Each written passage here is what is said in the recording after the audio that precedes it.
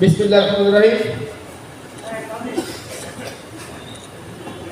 শহীদ আবু বকর আবু চাচা সপ্তম মৃত্যুবার্ষিকী উপলক্ষে আজকের এই স্মরণ সভায় উপস্থিত আজকের স্মরণ সভার সংগ্রামী সভাপতি কেশবপুর উপজেলা বিএনপির দীর্ঘদিনের কান্ডারি উপজেলা বিএনপির সংগ্রামী সভাপতি শ্রদ্ধা আবুল হোসেন আহমদ চাচা আজকের এই স্মরণ সভার প্রধান হিসেবে উপস্থিত আছেন বাংলাদেশ জাতীয়তাবাদী দল কেন্দ্রীয় নির্বাহী কমিটির সহ ধর্ম বিষয়ক সম্পাদক অবনীন্দ্র দাদা। উপস্থিত আছেন কেশবপুর পৌর বিএনপির সংগ্রামী সভাপতি যিনি দীর্ঘদিন শহীদ আবু বকর আবুর সহযোদ্ধা হিসেবে বাংলাদেশ জাতীয়তাবাদী দল কেশবপুর উপজেলা শাখাকে গুছিয়েছেন। কেশবপুর পৌর বিএনপির সংগ্রামী সভাপতি আব্দুল সামাদ বিশ্বাস চাচা। উপস্থিত আছেন কেশবপুর উপজেলা বিএনপির বিপ্লবী সাধারণ সম্পাদক অধ্যাপক আব্দুল রাজ্জাক চাচা। উপস্থিত আছেন কেশবপুর পৌর বিএনপির সংগ্রামী সাধারণ সম্পাদক শেখ শহীদ ইকবাল ভাই সহ উপস্থিত কেশবপুর সদর ইউনিয়নের বারবার নির্বাচিত চেয়ারম্যান আলাউদ্দিন আলা ভাই এবং শহীদ আবু বকর আবু চাচা স্মৃতি বিজড়িত ৩ নম্বর মজিদপুর ইউনিয়ন থেকে নির্বাচিত চেয়ারম্যান হুমায়ুন কবির পলাশ সহ আজকের এই যে স্মরণ সভা হচ্ছে, এই স্মরণ সভার জন্য যিনি অক্লান্ত পরিশ্রম করেছেন, যার অক্লান্ত পরিশ্রমে শহীদ আবু বকর আবুর সপ্তম মৃত্যুবার্ষিকী আমরা পালন করছি।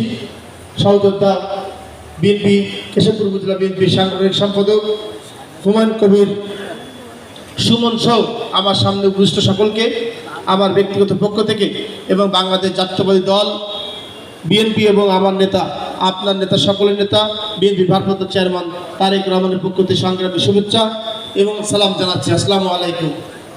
প্রিয় নেতৃবৃন্দ, শহীদ আবু বকর আবু চাচার সাথে আমার খুব অল্প সময় পরিচয় লাভের সুযোগ হয়েছিল। আমি যখন 2008 সালের 29শে ডিসেম্বর আমরা যখন নির্বাচনে বাংলাদেশ জাতীয়তাবাদী দল পরাজিত হওয়ার পরে আমরা যখন হল ছেড়ে দিই, আমরা যখন বিরোধী দলে যাই, তখন আবু বকর আবু চাচা যখন ঢাকায় যেতেন তখন আমাকে ফোন দিতেন, কারণ আমি ছাত্রদল রাজনীতি করতাম, উনি আমার সম্পর্কে অবগত ছিলেন। আমরা তখন কেশবপুর প্রেস ক্লাবের সামনে যে ওনার সাথে দেখা করতাম। তা আমি যখন প্রেস ক্লাবের সামনে যেতাম, হোটেল মেট্রোপলিটন এখানে যেতাম, অধিকাংশ দিন দেখতাম উনি দাঁড়িয়ে আছেন। আমি রিক্সাতে নামার সাথে সাথে 20 টাকা ভাড়া ছিল তখন, আমরা পলাশির থেকে রিক্সা যেতাম। চাচা নিজেই আগে ভাড়াটা দিতেন, তুই ছাত্র, তুই টাকা পাবি কোথায়, তাছাড়া তুই বিরোধী দলে আছিস, যে কোনো প্রয়োজনে যে কোনো সমস্যায় যদি বুক করিস আমাকে তোর বাবা হিসেবে আমাকে বলিস, আমি তোর চাচা, আমি তোর পাশে থাকবো।